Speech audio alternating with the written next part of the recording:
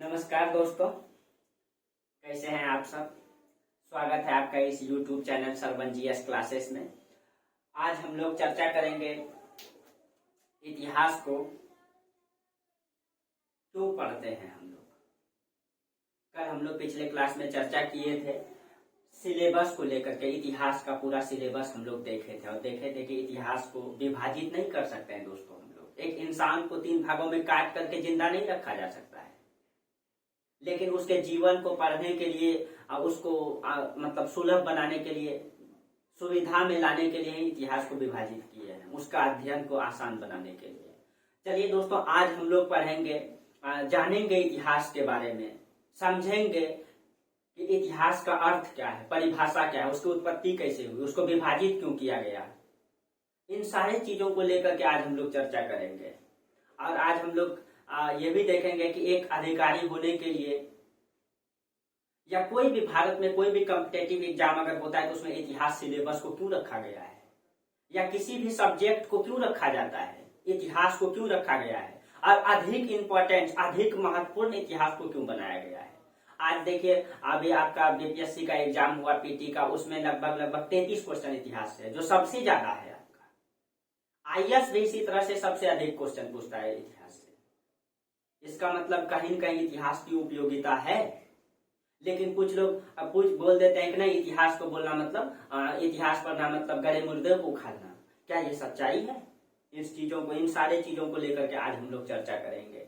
जानेंगे कि इतिहास क्या है, जानेंगे कि इतिहास के अर्थ क्या है, उसकी उपयोगिता क्या है। आज आपको समझ में आएगा कि आपको इतिहास क्यों पढ़ना चाहिए, एक अधिकारी होने के नाते इतिहास क्यों पढ़ना चाहिए। कुछ दोस्तों ने कॉमेंट भी किया, कुछ दोस्तों ने कमेंट भी किए थे कि सर इतिहास क्यों पढ़ना चाहिए। देखिए, जैसे में इसमें है कोमल कुमार, इन्होंने बताया है कि इतिहास मतलब को पढ़ने के मतलब कि एक उद्देश्य अधिकारी के लिए इसलिए आवश्यक है कि इतिहास में जिस प्रकार राजाओं महाराजाओं के द्वारा नीति बनाकर बड़े भूभाग पर अपने सत्ता को चलाया, जिसे चलाने में कुछ शासक समर्थक नहीं हुए तो क्यों नहीं हुए, इसकी जानकारी एक अधिकारी को होना बेहद जरूरी है। क्योंकि एक अधिकारी को अपने कार्य क्षेत्र में यही काम को सही तरीके से करना होता है। जैसे में हरिनंदन कुमार बोला है कि इतिहास से हम लोगों को बहुत कुछ सीखने को मिलता है। इसी तरह से बहुत सारे दोस्तों ने कमेंट किया था। आज हम लोग देखेंगे कि क्या चीजें सीखने के लिए मिलती है इतिहास से। एक अधिकारी होने के लिए क्यों इतिहास पढ़ना चाहिए, या किसी भी कॉम्पिटेटिव एग्जाम में इतिहास सिलेबस को क्यों रखा गया है। कुछ लोग इतिहास को मतलब कि कहानी के तौर पे लेते हैं, कुछ लोग इतिहास को बोरिंग समझ लेते हैं। इन सब चीजों को लेकर के चर्चा करेंगे कि इतिहास क्यों इंपॉर्टेंट है, क्यों जरूरी है आपके जीवन में। चलिए तो हम लोग आगे चर्चा करते हैं। हम लोग आगे देखेंगे, हम लोग आगे पढ़ेंगे, इतिहास का अर्थ समझेंगे। आज हम लोग इतिहास का अर्थ समझेंगे, इसकी परिभाषा समझेंगे, इसकी उपयोगिता क्या है, इसकी उत्पत्ति को लेकर के हम लोग चर्चा करेंगे, इसका विभाजन को लेकर के हम लोग चर्चा करेंगे, इतिहास क्यों पढ़ना चाहिए, इतिहास क्यों पढ़ना चाहिए। इन सब चीजों को लेकर के आज हम लोग चर्चा करेंगे, देखेंगे कि इतिहास क्यों पढ़ना चाहिए। और आप लोग दोस्तों इतने बारीकी से मेरे वीडियो देखते हैं, कमेंट करते हैं, समझते हैं, बहुत बहुत धन्यवाद आप लोगों को, कितनी बारीकी से आप लोग मेरा वीडियो देखते हैं। हाँ दोस्तों, इसी तरह प्रत्येक दिन आप अपना रेगुलरिटी बनाए रखिए, इतिहास सब्जेक्ट में कहीं भी दिक्कत नहीं होगा। और मुझे लगता है भारत के हर नागरिक को अपना इतिहास जानना चाहिए। क्यों जानना चाहिए दोस्तों, ये अभी आगे हम लोग चर्चा करेंगे। चाहे वो कॉम्पिटेटिव एग्जाम दे या न दे, एक अधिकारी होने के लिए सिर्फ ये जरूरी नहीं दोस्तों कि हम अधिकारी होने के लिए ही इतिहास पढ़ेंगे। नहीं दोस्तों, अपने जीवन को बेहतर बनाने के लिए भी इतिहास पढ़ेंगे। क्यों, तो उन चीजों का चर्चा अभी करेंगे हम लोग। चलिए तो हम लोग लेट नहीं करते हुए इसका चर्चा स्टार्ट करते हैं दोस्तों।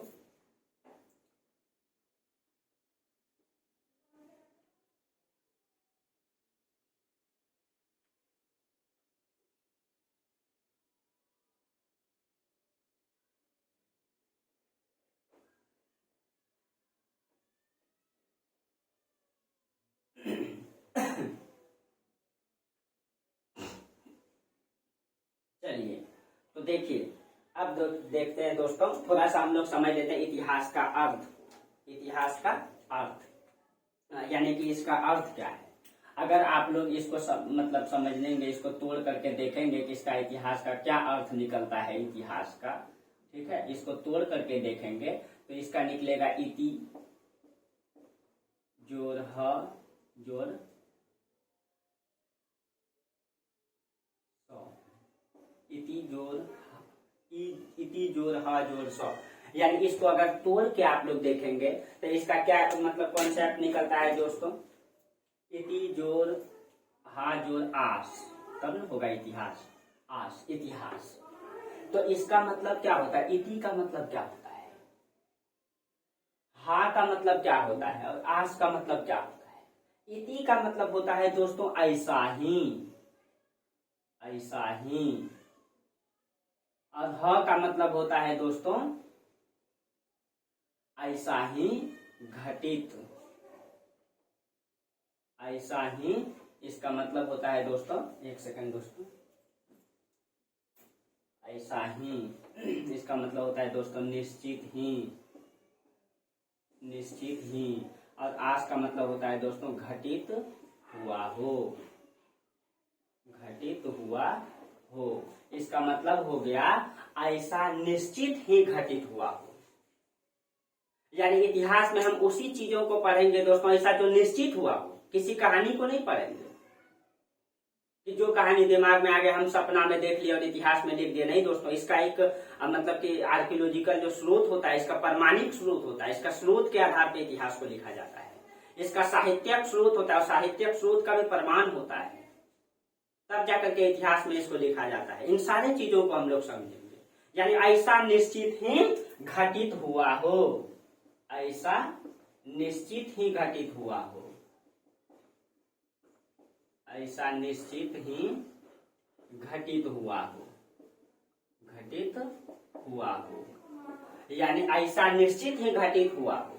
ये चीजें नहीं, जैसे दोस्तों हम लोग देखते हैं कि नाटक, हम लोग नाटक देखते हैं, हम लोग फिल्म देखते हैं, मूवी देखते हैं, तो ये नाटक फिल्म और इतिहास एक दूसरे से कैसे अलग है। नाटक में कोई घटनाओं को दोहराया जा सकता है, फिल्म में कोई पिता की घटना में पुत्र की घटना को डाला जा सकता है, लेकिन इतिहास नहीं है, ऐसा दोस्तों नहीं है इतिहास। अगर हम मतलब इसकी परिभाषा को लेंगे प्रॉपर रूप में तो ऐसा निश्चित ही घटित हुआ, यानी जो घटनाएं निश्चित ही हुआ हो उसी को हम इतिहास में पढ़ेंगे। चलिए अब इसका हम लोग आगे देखते हैं दोस्तों। जैसे हम लोग देखेंगे कि ऐसा निश्चित ही घटित हुआ हो, तो इसका आगे से हम लोग सिकंदर के बारे में पढ़ते हैं, हम लोग पाषाण काल के बारे में पढ़ते हैं। यानी आज से लगभग 5000 साल पहले का इतिहास पढ़ते हैं। उस समय तो कैमरा नहीं था, उस समय तो मोबाइल नहीं था, टेलीफोन नहीं था, तो फिर 5000 साल पहले उस समय लिखने की व्यवस्था नहीं थी, कलम पेन नहीं था, तो फिर हम लोग उसका इतिहास कैसे पढ़ते हैं। इन सभी घटनाओं को हम लोग देखेंगे कि उसका इतिहास हम लोग कैसे पढ़ते हैं। चलिए दोस्तों मतलब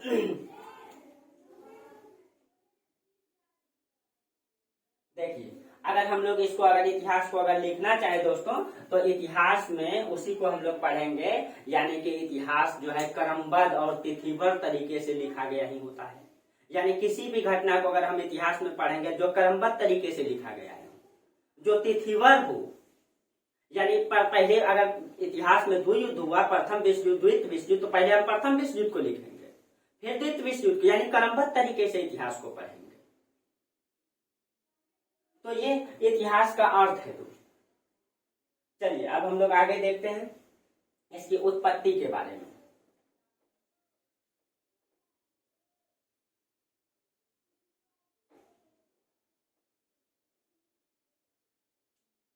इसकी उत्पत्ति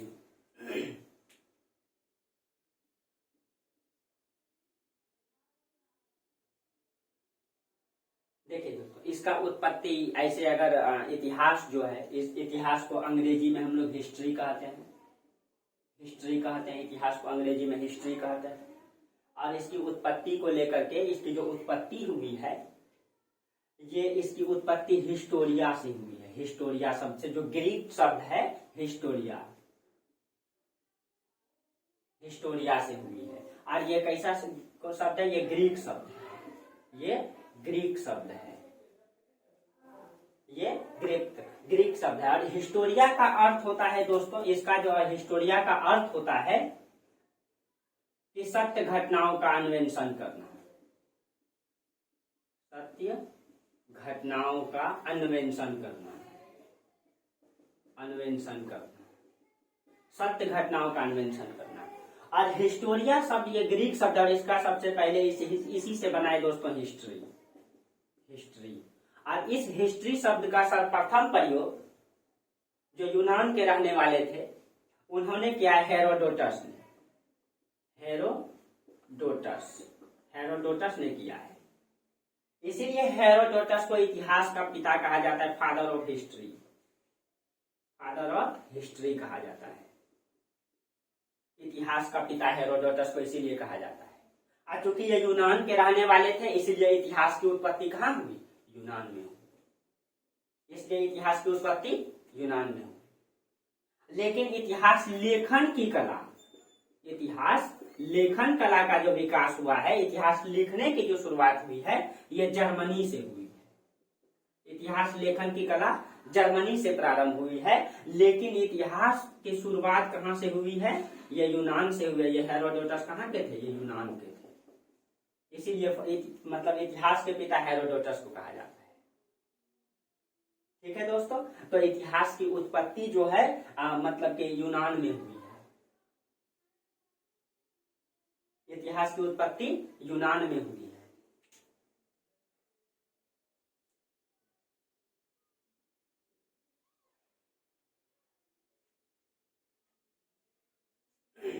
चलिए दोस्तों आगे हम लोग चर्चा करते हैं। फिर देखिए, अब हम लोग चर्चा करेंगे कि इतिहास लेखन की क्या प्रक्रिया होती है।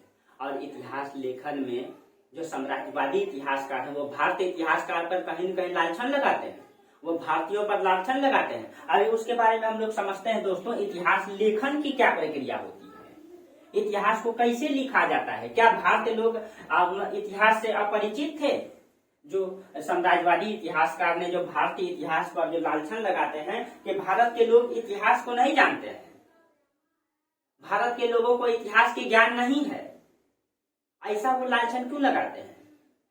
और भारत के लोगों ने इतिहास को कहीं कहीं संरक्षित करके नहीं रखा। तो इतिहास लेखन की क्या कला होता है, इतिहास लेखन कला, इतिहास को कैसे लिखा जाता है, इतिहास में क्या क्या चीजें लिख सकते हैं, क्या क्या चीजें नहीं लिख सकते हैं। सबसे पहले तो उसको इसमें सत्य घटनाओं का विवरण किया जाता है। कोई भी घटना इसमें डालेंगे जो सत्य हो, एक नंबर में सत्य घटनाओं का, सत्य घटनाओं का विवरण होता है। इतिहास पुस्तक में, इतिहास की पुस्तकों में सत्य घटनाओं का विवरण होता है, अर्थात हम वही चीजों को लिख सकते हैं इतिहास में जो ऐसा निश्चित ही घटित हुआ हो, वो सत्य हो। और सत्य होने के लिए क्या चाहिए, सत्य होने के लिए क्या चाहिए, उसका प्रमाणिक स्रोत हो, विषय का उल्लेख प्रमाणिक स्रोतों के आधार पर किया गया हो, यानी विषय का उल्लेख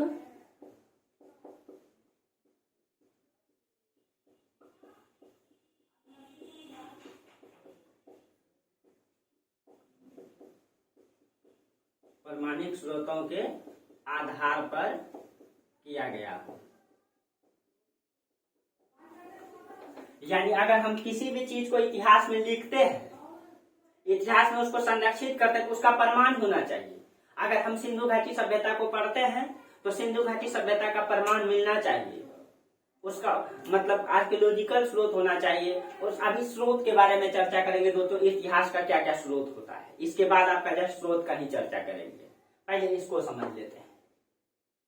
उसके बाद विषय का उल्लेख निरपेक्ष भाव से किया गया हो। जैसे दोस्तों इसी में साम्राज्यवादी, यानी कि विषय का, अगर हम किसी भी विषय का उल्लेख करते हैं इतिहास में, यानी इतिहास में अगर हम सिंधु घाटी सभ्यता पढ़ते हैं, वैदिक सभ्यता पढ़ते हैं, तो उसमें जो है निरपेक्ष भाव से इतिहास, किसी राजाओं का इतिहास लिखा गया है, तो विषय का उल्लेख निरपेक्ष भाव से किया गया हो।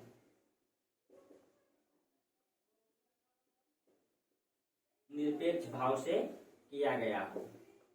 जैसे दोस्तों हम लोग इतिहास पढ़ते हैं तो हम लोग देखते हैं इसी में विदेशी इतिहासकारों ने, जो साम्राज्यवादी इतिहासकार हैं, जो हमेशा अंग्रेजों ने या यूरोपियनों ने हमेशा अंग्रेजों के शासन को भारत में सही ठहराने का प्रयास किया है, और उसी के को जवाब देने के लिए जो है राष्ट्रवादी इतिहासकार आए। तो साम्राज्यवादी इतिहासकार का कहना है, विदेशी इतिहासकारों का, यूरोप इतिहासकारों का कहना है कि भारत के लोगों को इतिहास की ज्ञान नहीं है, वो भारत के इतिहास को संरक्षित करके नहीं रखे। ऐसा वो क्यों कहते हैं? और कहीं न कहीं कुछ चीजें इसमें सच्चाई भी है दोस्तों। अगर हम लोग देखेंगे, इसका मतलब निरपेक्ष भाव से किया गया हो, इसका मतलब क्या है? अगर हम लोग पढ़ेंगे प्राचीन भारत, मध्यकालीन भारत का इतिहास, तो कहीं न कहीं पहले दरबारी मतलब कि लेखन कला चलता था इतिहास का, यानी कि राजा के दरबार में लेखक होते थे और राजा के बारे में लिखते थे, और राजा के दरबार में लेखक हो करके अगर वही लेखक राजा के बारे में लिखेंगे तो वो सही नहीं लिख पाएंगे दोस्तों, कभी भी राजा की बुराई नहीं करेंगे, क्योंकि उसका पेट उस राजा से चलता है, उसका भरण पोषण राजा पर निर्भर है। और कहीं न कहीं वो लेखक जो है हमेशा अपने राजा को सर्वश्रेष्ठ दिखाने का प्रयास करेंगे। अगर हम लोग पृथ्वीराज चौहान का इतिहास पढ़ते हैं तो उसका खुद दोस्त पृथ्वीराज रासो जो लिखा है चंद्रबरदाई ने, वो हमेशा पृथ्वीराज चौहान को सर्वोच्च दिखाने का प्रयास किया है। वो कभी भी राजा का विरोध नहीं कर सकते हैं, अगर वो विरोध करेंगे तो उनको दरबार से निकाल दिया जाएगा। और हम लोग ये भी देखेंगे दोस्तों, जब प्राचीन भारत आप पढ़ते हैं, प्राचीन काल पढ़ते हैं, तो उसमें उच्च वर्गों का इतिहास लिखा गया, राजा महाराजाओं का इतिहास, यानी उच्च वर्गों से निम्न वर्गों का इतिहास लिखा गया, उच्च से नीच, यानी कि उसमें किसानों का इतिहास, जनजातियों का इतिहास, मजदूरों का इतिहास को नहीं दिखाया गया, उसमें सिर्फ राजा महाराजाओं का इतिहास को दिखाया गया है। वो निरपेक्ष भाव से नहीं लिखा गया है। अगर राजा अगर गलत काम करेंगे तो वो नहीं दिखाते हैं, वो सही काम करते हैं तो उसको बढ़ा चढ़ा करके दिखाते हैं इतिहास में। तो हम वैसे पुस्तकों को इतिहास में नहीं रख सकते, क्योंकि वो सत्य घटना नहीं हो सकता है, वो चढ़ा बढ़ा करके। इसीलिए साम्राज्यवादी इतिहासकारों ने भारतीय इतिहासकारों पर मतलब यह आरोप लगाते हैं कि यहाँ का इतिहास निरपेक्ष भाव से नहीं लिखा गया है। यानी कोई भी पुस्तक अगर आप इतिहास लिखते हैं तो सबसे पहले तो वो सत्य घटना का विवरण करता है, सत्य है कि नहीं है, उसके लिए बहुत सारा आपको प्रमाण चाहिए, आर्कियोलॉजिकल स्रोत चाहिए, साहित्यिक स्रोत चाहिए, विदेशी स्रोत चाहिए, उसमें कोई भी स्रोत जो सत्य हो। उसके बाद विषय का उल्लेख प्रमाणिक स्रोतों पर आधारित हो। उसके बाद वह निरपेक्ष भाव से लिखा गया हो, किसी के दबाव में इतिहास नहीं लिखा गया हो। लेकिन हम लोग प्राचीन इतिहास, मध्यकालीन इतिहास अधिकतर देखते हैं दोस्तों, तो राजा महाराज दरबारी लेखन कला चलती थी, दरबार में लेखक होते थे और खुद अपने राजा के बारे में लिखते थे। वो कभी भी अपने राजा को गलत नहीं ठहरा सकते दोस्तों, वो गलत भी करेंगे तो उसको सही दिखाना पड़ेगा, क्योंकि वो दरबारी लेखक है। अगर वो सही नहीं लिखेंगे, राजा के बारे में विपक्ष में लिख देंगे, तो राजा उनको दरबार से निकाल देगा। इसलिए दोस्तों मतलब कि भारत के इतिहासकारों पर वो लांछन लगाते हैं विदेशी इतिहासकार। उसके बाद दोस्तों घटनाओं जो है कार्य कारण मतलब कि सिद्धांत पर आधारित हो। घटना जो है कार्य कारण सिद्धांत, अगर कोई भी आप घटना लिखते हैं उसका कार्य कारण होना चाहिए दोस्तों। जैसे आप हमसे जुड़े हुए हैं, क्यों जुड़े हुए हैं? क्योंकि उसका कारण है आप इतिहास जानना चाहते हैं। यही सब मतलब ये घटना होना चाहिए दोस्तों। घटना का उल्लेख कार्य कारण सिद्धांत पर आधारित हो।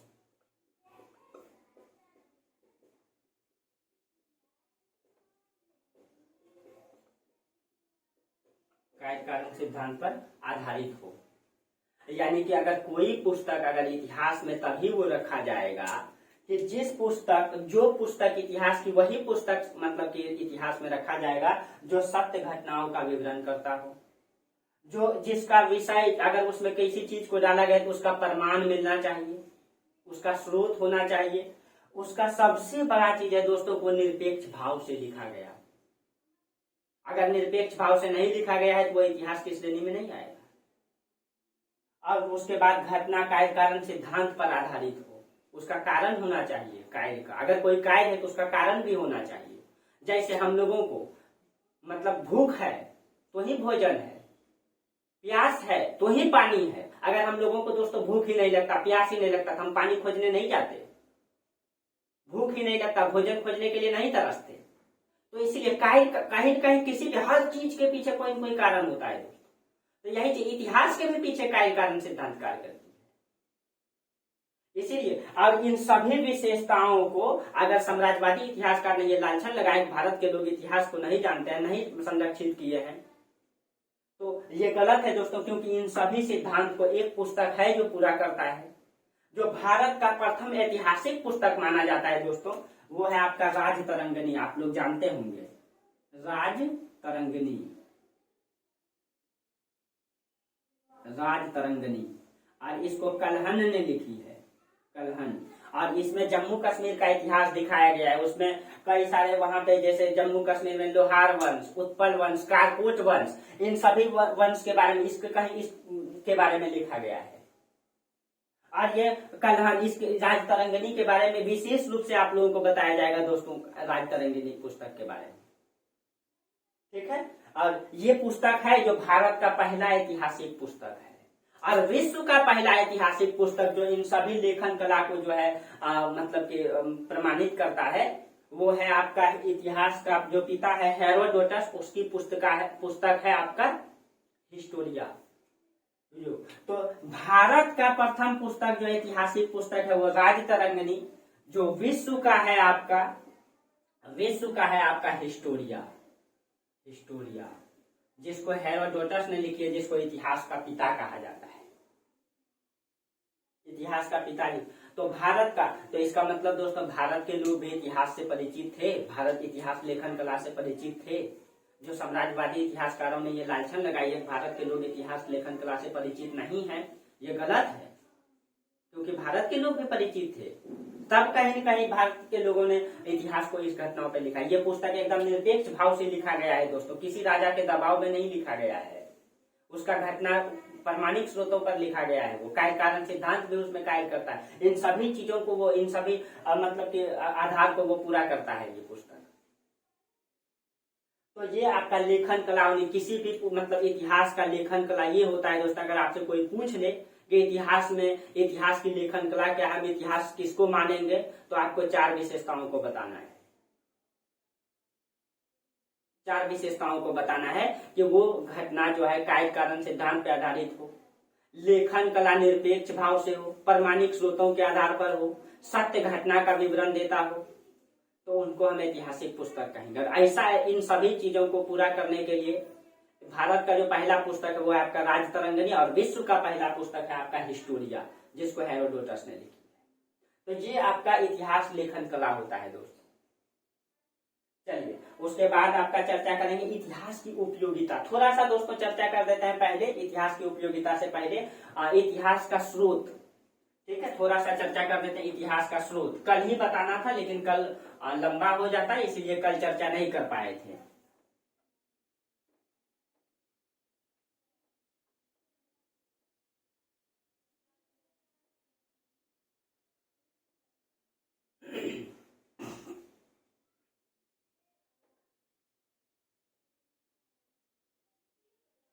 चलिए इतिहास की उपयोगिता क्या है दोस्तों, क्यों हम इतिहास को पढ़ते हैं। तो इससे पहले थोड़ा सा इतिहास का स्रोत को हम लोग समझ लेते हैं दोस्तों। इतिहास का स्रोत,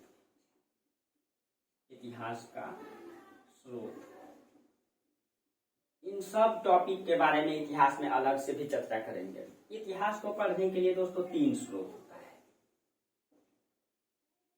3 स्रोत होता है। एक है आपका पुरातात्विक स्रोत,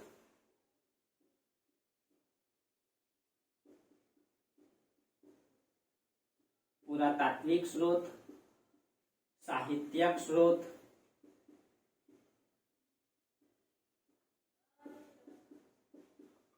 और एक है आपका विदेशी यात्री का विवरण।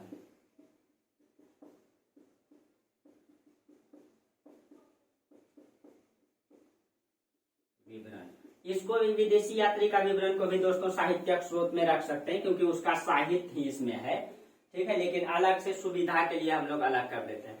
पुरातात्विक स्रोत में हम लोग क्या क्या देखते हैं। पुरातात्विक स्रोत में जैसे अभिलेख से इतिहास का पता चलता है। अगर 5000 साल, अगर आप नालंदा विश्वविद्यालय के बारे में पढ़ते हैं, जो पाल वंश के समय में चला करता था, बेहतरीन रूप से वो चला करते थे, यहाँ पे 10,000 छात्र यहाँ पढ़ते थे।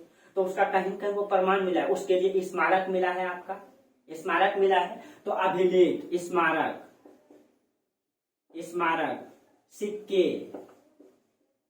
सिक्के, उसके बाद मूर्ति, ये सब आदि, ये सब पुरातात्विक स्रोत हैं दोस्तों। अभिलेख, सिक्के, मूर्ति, ये सब जो स्रोत हैं ये पुरातात्विक स्रोत हैं जो धरती के अंदर से खुदाई करके निकाला जाता है।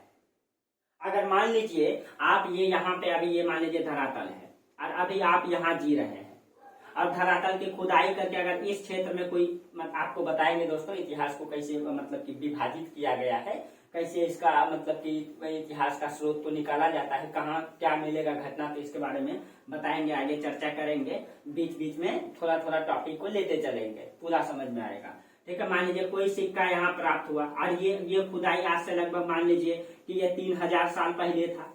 3000, इसका मतलब 3000 साल पहले अगर यहाँ अंदर में यहाँ से हम लोग यहाँ हैं और खुदाई यहाँ किए, यहाँ सिक्का मिला, ये 3000 साल पहले ये धरातल था, तो इसका मतलब ये है कि 3000 साल पहले सिक्का चलता था। अब उस सिक्का में किसके बारे में उल्लेख है, क्या उल्लेख है, उससे पता चल जाएगा हमको। इसीलिए और हम लोग जो इतिहास को हम लोग पढ़े थे दोस्तों, अगर प्राचीन भारत के इतिहास को हम लोग पढ़े थे तो इसको हम लोग बांटे थे प्रागैतिहासिक काल, प्रागैतिहासिक काल, अधऐतिहासिक काल, और हम लोग पढ़े थे ऐतिहासिक काल, ऐतिहासिक काल। ये जो प्रागैतिहासिक काल है दोस्तों, ये पूर्ण रूप से पुरातात्विक स्रोत पर आधारित है। यानी इस समय हमको सिर्फ और सिर्फ अभिलेख, सिक्के, स्मारक ही मिलेंगे और जो साहित्यिक स्रोत है दोस्तों इसमें नहीं मिलेंगे। इसीलिए ठीक है, अब देखिए जो साहित्यिक स्रोत है दोस्तों, यानी कि साहित्य, जो भी साहित्य प्राप्त हुआ है उसको हम लोग साहित्यिक स्रोत कहेंगे। इधर लिख देते हैं सिक्के को, सिक्के। अब देखिए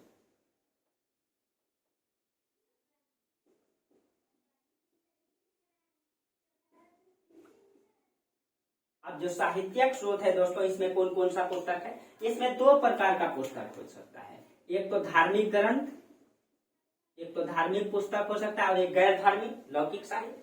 ठीक है, अब देखिए जो धार्मिक ग्रंथ है दोस्तों, उसमें हम लोग वेद को रख सकते हैं। 4 वेद है आपका, ऋग्वेद, यजुर्वेद, सामवेद, अथर्ववेद, वेद को रख सकते हैं। जो गैर धार्मिक ग्रंथ है आपका, जो गैर धार्मिक ग्रंथ है उसमें कई सारा पुस्तक है गैर धार्मिक ग्रंथ में, जैसे पतंजलि का महाभाष्य, विष्णु शर्मा का पंचतंत्र, कालिदास का विज्ञान शकुंतलम। आप लोग लिख लीजिएगा दोस्तों, इसको आपका नोट्स में मिल जाएगा पीडीएफ में, इसको आप लोग लिख भी लीजिएगा। गैर धार्मिक ग्रंथ में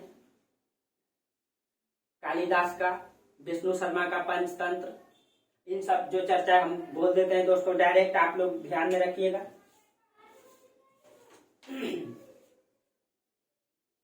चलिए, उसके बाद चाणक्य का आपका पुस्तक है अर्थशास्त्र।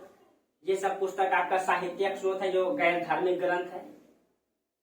ठीक है दोस्तों, तो ये आपका। और विदेशी यात्री का विवरण को अगर हम लोग देखेंगे, यानी कि वो विदेशी यात्री जिस समय यहाँ भारत का इतिहास चलता उस समय कोई विदेशी आए थे और भारत के बारे में उल्लेख किए थे, उसको हम लोग विदेशी विवरण में रखते हैं। तो उसमें साहित्यिक स्रोत में जैसे चंद्रगुप्त मौर्य के समय आए थे, चंद्रगुप्त मौर्य के समय आए थे आपका मेगास्थनीज, मेगास्थनीज, और इन्होंने भारत के बारे में डिटेल से उल्लेख किया है। मेगास्थनीज की पुस्तक है आपका इंडिका, इंडिका। उसके बाद गुप्त वंश में आए थे दोस्तों चंद्रगुप्त के समय, चंद्रगुप्त द्वितीय के समय, चंद्रगुप्त द्वितीय के समय आए थे फाहियान, फाहियान। और ये फाहियान चीनी यात्री थे दोस्तों, ये चीन से आए थे। ये जो मेगास्थनीज है ये यूनानी थे दोस्तों, ये यूनानी थे। ठीक है, जो आगे आपका इतिहास जब चर्चा करेंगे तो अभी आगे चर्चा करेंगे आपका चंद्रगुप्त द्वितीय। उसके बाद हर्षवर्धन के समय आए थे, हर्षवर्धन के समय आए थे आपका हुएनसांग, हुएनसांग, हर्षवर्धन के समय आए थे हुएनसांग। उसके बाद एमबीटी के समय आए थे मोहम्मद बिन तुगलक के समय, एमबीटी के समय आए थे आपका एमबीटी के समय आपका जो इतिहासकार है वो इब्न बतूता आए थे।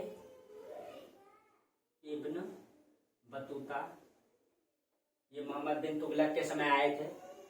ये मोरक्को के थे। हुएन सांग वे चीन के थे। ये सारे इतिहासकार हैं जो विदेशी विवरण में आए, इसको हम लोग पढ़ेंगे। यानी अगर कोई मतलब स्रोत मिलेगा तब हम उसको इतिहास में रखें। ठीक है दोस्तों, तो ये आपका इतिहास का स्रोत है। लेकिन हम अब आप लोगों को बताएंगे कि इतिहास की उपयोगिता क्या है। इतिहास की उपयोगिता क्या है, इतिहास का क्या उपयोग है, क्यों जरूरी है इतिहास को पढ़ना। सबसे महत्वपूर्ण बातें आज का यही है दोस्तों कि इतिहास की उपयोगिता क्यों है।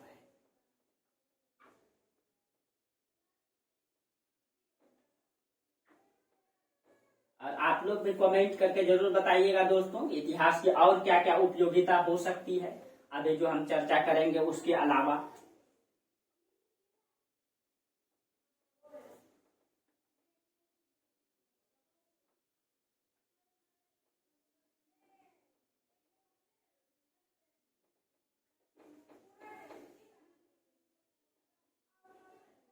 चलिए दोस्तों, हम लोग देखते हैं इतिहास की उपयोगिता क्या है। सबसे इंपॉर्टेंट टॉपिक है इतिहास की उपयोगिता।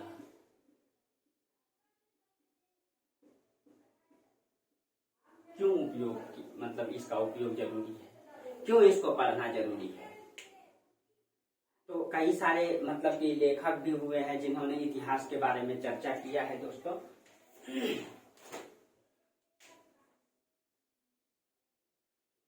चलिए, कई सारे लेखक भी हुए हैं जिसकी इसकी उपयोगिता के बारे में बताया है। जैसे कौटिल्य ने भी अपने अर्थशास्त्र में कहा है कि हर राजाओं को इतिहास सुनना चाहिए। आखिर वो ऐसा क्यों कहते हैं कि हर राजाओं को इतिहास सुनना चाहिए, क्या जरूरी क्या उपयोग है इतिहास का, आज हम लोग इसका चर्चा करेंगे दोस्तों। और इतिहास जो है भूत भविष्य और वर्तमान में समन्वय स्थापित करता है। अब इतिहास की क्या उपयोगिता है। सबसे पहले तो इतिहास जो है भूत प्लस भविष्य प्लस वर्तमान में समन्वय स्थापित करता है।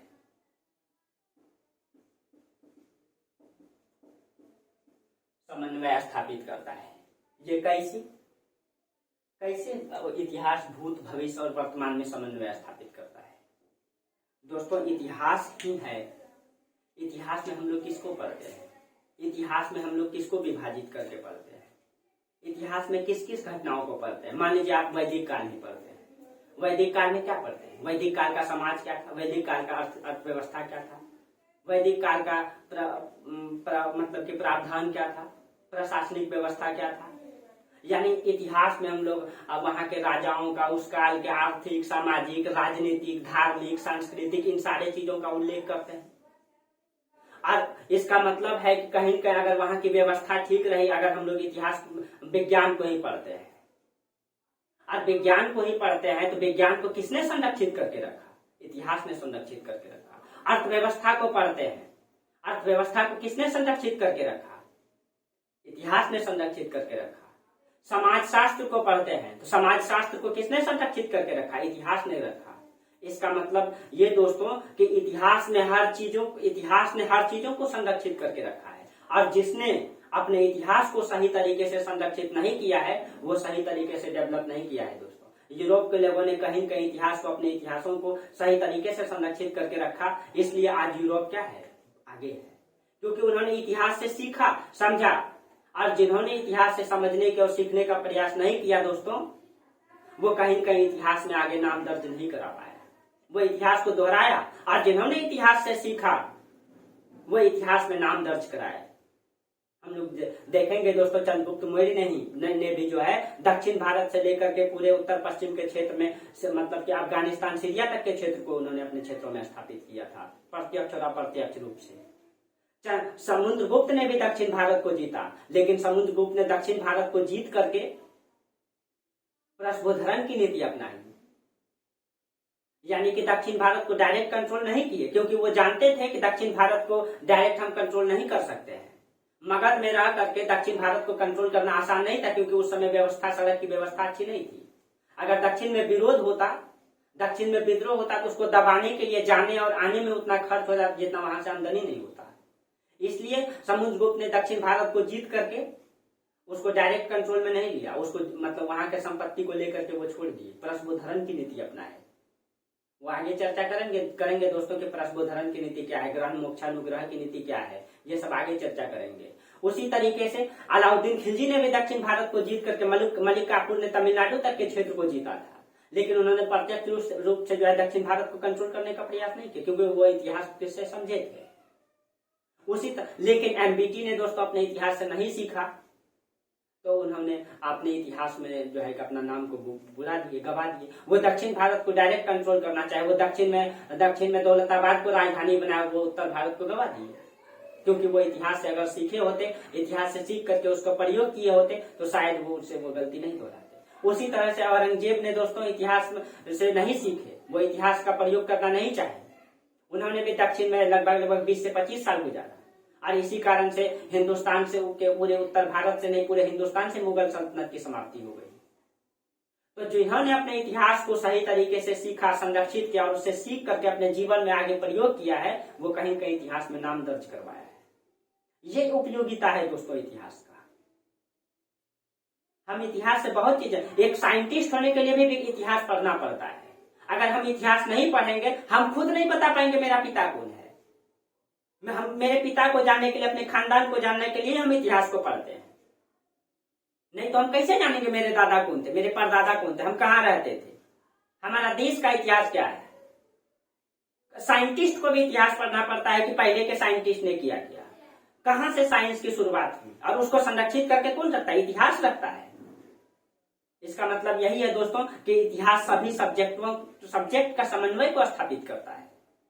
इसलिए हर नागरिक को इतिहास पढ़ना चाहिए, हर सब्जेक्ट को पढ़ने के लिए इतिहास पढ़ना चाहिए। और किस तरह से इतिहास और भूगोल एक दूसरे से लिंक है, ये भी आगे चर्चा करेंगे। तो इतिहास जो है दोस्तों भूत, भविष्य और वर्तमान में समन्वय स्थापित करता है। उसके बाद दोस्तों इतिहास हमें वर्तमान की समस्याओं का समाधान भी देता है। इतिहास जो है वर्तमान की समस्याओं का समाधान देता है।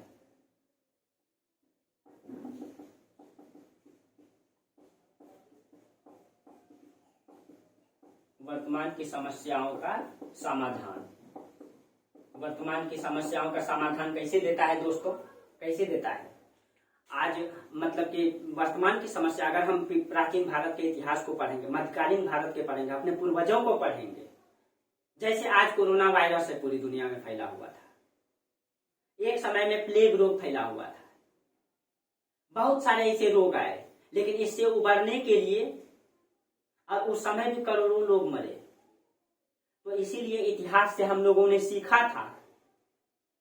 पोलियो रोग हुआ था, पोलियो में सीखा था हम लोगों ने इतिहास में कि जब पोलियो हुआ था या प्लेग हुआ था, करोड़ों लोग मारे गए थे। उससे बचने के लिए हम लोगों ने टीकाकरण की शुरुआत किया था, और इस चीजों को हम लोगों ने सीखा था। इसीलिए अभी के मतलब कि सभी सरकारों ने क्या किए, कोरोना वायरस से उबरने के लिए एक ही उद्देश्य उन्होंने अपनाया कि टीकाकरण करना जरूरी है, टीकाकरण करना जरूरी है। अगर आज हम इतिहास से नहीं सीखे होते तो कोरोना वायरस से पूरे देश समाप्त हो गया होता, फिर वही स्थिति होती। तो इतिहास जो है दोस्तों वर्तमान की समस्याओं का समाधान देता है। अगर आपके पूर्व में जो घटनाएं हुई है आप उसको पढ़ लेते हैं, ये राजाओं ने ऐसे कार्य किया तो ये हुआ, ये राजाओं ने ऐसे कार्य किया तो ये हुआ, तो आप उस चीजों को दोहराने का प्रयास नहीं करते हैं। अगर किसी राजाओं ने गलत काम किया है तो उसको गलत तरीके से ही देखते हैं, कोई अच्छा काम किया तो अच्छे तरीके से उसके दिमाग में रखते हैं आप। यही चीजें हैं दोस्तों। उसके बाद इतिहास हमें क्या सिखाती है? इतिहास के अध्ययन से होने वाले घटनाओं को रोका जा सकता है।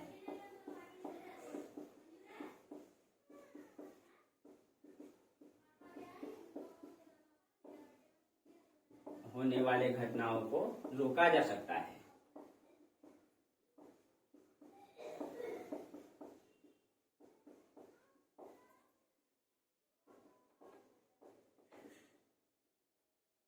अगर आप इतिहास में अगर सीखे हैं दोस्तों, समझे हैं कि अगर आज कोरोना महामारी फैला, पूरी दुनिया में करोड़ों लोग मरे, हालांकि दोस्तों सरकारी डाटा कुछ भी आया हो, लेकिन धरातल कुछ और होता है, हमेशा का ये इतिहास रहा है।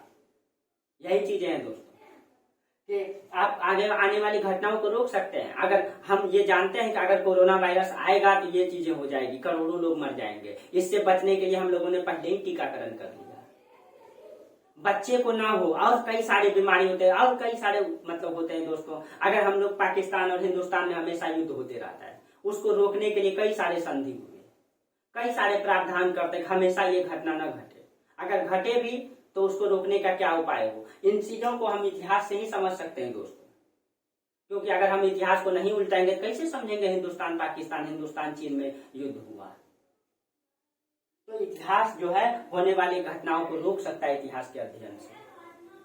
चलिए, इतिहास जो है दोस्तों राजनीतिक, सामाजिक, आर्थिक, प्रशासनिक विकास को भी दर्शाता है। आप इतिहास में क्या पढ़ते हैं? इतिहास जो है राजनीतिक, आर्थिक, प्रशासनिक, सांस्कृतिक आदि विकास को दर्शाता है। यानी कि इतिहास जो है पहले क्या हम लोग जो है कि शुरुआती चरण से ही हमारा प्रशासन ऐसा रहा है? नहीं दोस्तों, धीरे धीरे प्रशासन में हम लोग चेंजिंग लाए, धीरे धीरे। और अगर हम पूर्व की चीजों को भूल जाएंगे, क्या उसका आगे डेवलप कर पाएंगे? सेम टू सेम अपना जीवन की तरह है दोस्तों, ये इतिहास अपने जीवन की तरह है। अगर आप लोग इसको क्रमबद्ध तरीके से पढ़ेंगे तो कहीं समस्या नहीं होगी, कहीं भी रटने की जरूरत नहीं है इतिहास। क्यों?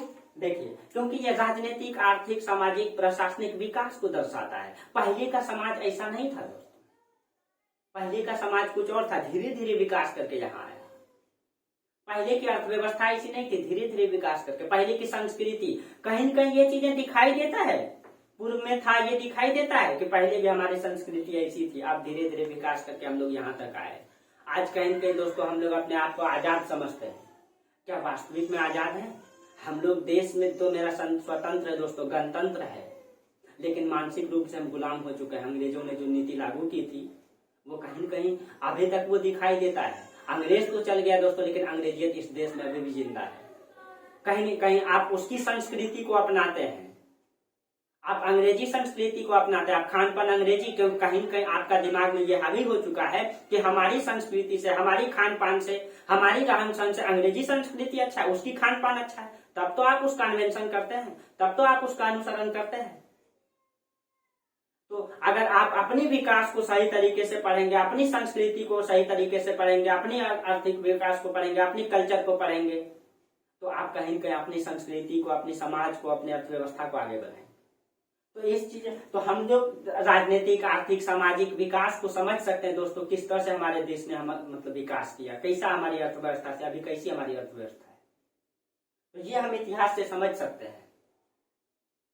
उसके बाद दोस्तों इतिहास हमें बेहतर कर्म करने के लिए, अच्छा कर्म करने के लिए ज्ञान देती है। जैसे दोस्तों इतिहास जो है इतिहास हमें बेहतर कर्म करने के लिए या अच्छा कर्म करने के लिए, कर्म करने की प्रेरणा देती है। ये कैसे दोस्तों?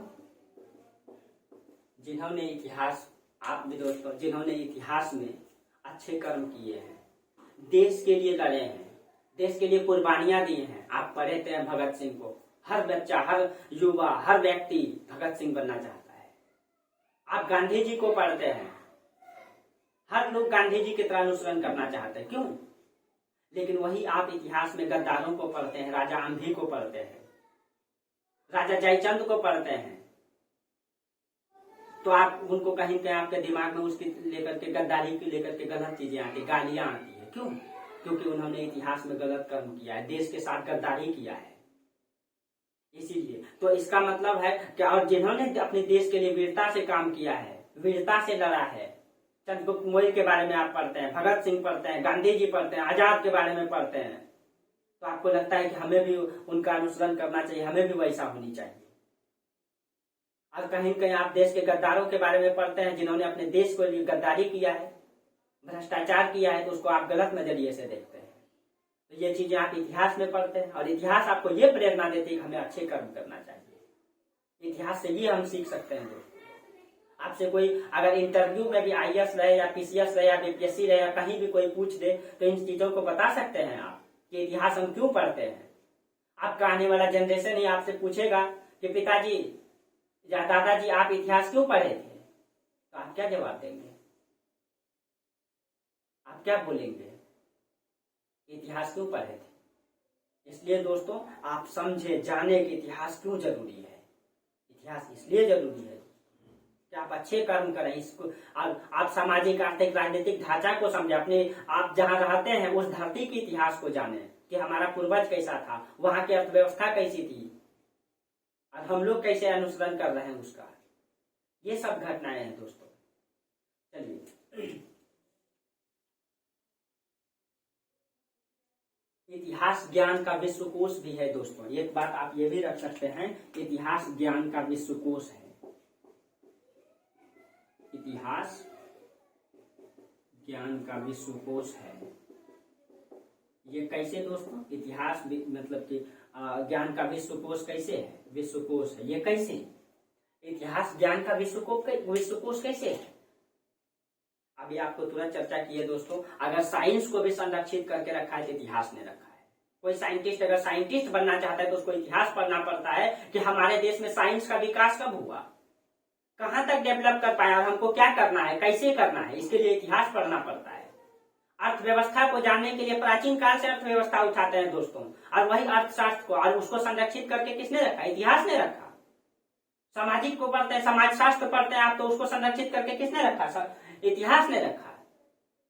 और वही चीज को एक सब्जेक्ट बना दिया। इसका मतलब ये है दोस्तों कि इतिहास जो है विश्वकोश है, ज्ञान का विश्वकोश है। इन्होंने हर चीजों को संरक्षित करके रखा है।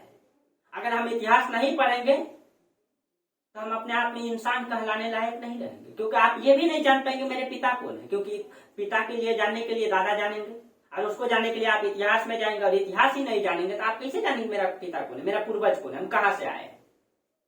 ये चीजें हैं दोस्तों। चलिए, उसके बाद इतिहास की परिभाषा को लेकर के कुछ मतलब कि ये चीजें हैं दोस्तों, कुछ इतिहास की परिभाषा जो आपको आगे भी चर्चा करते रहेंगे। कुछ चीजें चर्चा कर देते हैं दोस्तों, जैसे जेबी ब्यूरी ने इतिहास को लेकर के क्या कहा है। जेबी ब्यूरी इतिहास को भूत और भविष्य के बीच एक सेतु को मतलब कि जोड़ता है, एक सेतु है, ये कहते हैं इतिहास के बारे में जेबी ब्यूरी। आपको आगे इसके बारे में चर्चा करेंगे दोस्तों, इतिहास की कौन से इतिहासकार क्या कहें, जब आपका चर्चा करते रहेंगे तो उसी क्रम में आपका चलते रहेगा। चलिए, अब इसकी उत्पत्ति को लेकर के क्या है दोस्तों, कि इसकी उत्पत्ति को लेकर के थोड़ा सा चर्चा कर देते हैं आपको। अगर आपसे कोई इतिहास की उपयोगिता पूछे तो आप बता सकते हैं दोस्तों कि इतिहास भूत भविष्य और वर्तमान का समन्वय स्थापित करता है। इतिहास हमें आने वाली समस्याओं का समाधान देता है। इतिहास ज्ञान का विश्वकोश है। इतिहास से हम अंधकार युग से प्रकाश के युग में आ सकते हैं। इतिहास में हर चीजों को उल्लेख किया जाता है और उसका संरक्षण किया जाता है, उसको संरक्षित रखा जाता है जो घटना पूर्व में हुई है। अगर हम पूर्व की घटनाओं को नहीं जानेंगे तो वर्तमान में हम विजय हासिल नहीं कर पाएंगे। यानी आपके क्षेत्र में अगर चोरी होता है दोस्तों, अंग्रेजों ने क्या नीति लागू किया? एक तरह से चोरी ही तो किया उन्होंने। अंग्रेजों ने भारत के इतिहास को संरक्षित करने का प्रयास, अंग्रेजों ने भारत के इतिहास को मतलब कि जानने का प्रयास किया। क्यों जानने का प्रयास किया वो अभी चर्चा करेंगे आगे आप लोगों को। चलिए, तो अगर आपसे कोई पूछे तो इतिहास की क्या उपयोगिता है, क्यों आप इतिहास पढ़े, तो ये चीजें आप बता सकते हैं दोस्तों। इतिहास से हम राजनीतिक आर्थिक सामाजिक विकास को समझ सकते हैं। इन सब चीजों का आप उल्लेख कर सकते हैं कि आप एक अच्छे नागरिक होने के नाते अगर आप इतिहास पढ़ते हैं। चलिए, हम आगे चर्चा करते हैं थोड़ा सा इतिहास की उत्पत्ति को लेकर के।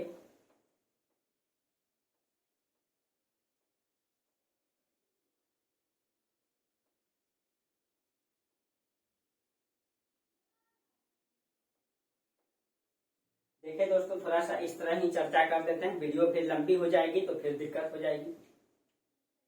देखिए, इतिहास की उत्पत्ति को लेकर के एक इतिहासकार है कोलिन वुड, जिन्होंने सर्वप्रथम बताया इतिहास की उत्पत्ति को लेकर के।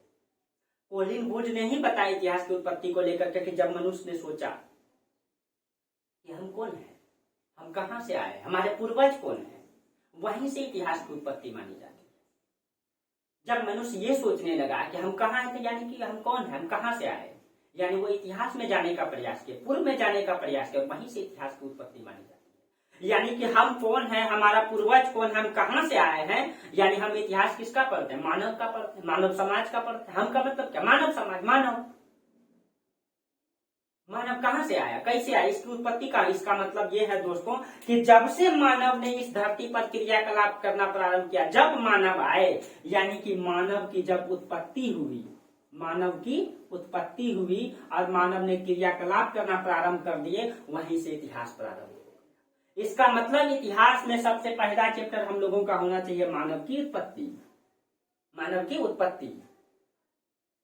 तो सबसे पहले हम लोग अगले क्लास में यही चर्चा करेंगे दोस्तों, मानव की उत्पत्ति से, और यहीं से अब इतिहास का विभाजन को लेकर के दोस्तों आगे क्लास में कभी कभी चर्चा करते रहेंगे। कल अगले क्लास में चर्चा करेंगे कि इतिहास को क्यों विभाजित किया, अंग्रेजों ने इतिहास को क्यों पढ़ने का मतलब कि पढ़ना निश्चित समझा, क्योंकि अगर वो भारत के इतिहास का सामाजिक आर्थिक राजनीतिक व्यवस्था को समझ लेते, यहाँ का सिस्टम को समझ लेते, बेहतर समझ लेते, तो यहाँ वो अधिक से अधिक शोषण कर पाते। इसीलिए वो इतिहास को समझना चाहे, इसीलिए इतिहास को उन्होंने पढ़ने का प्रारंभ किया, इसीलिए इतिहास का अध्ययन उन्होंने प्रारंभ किया।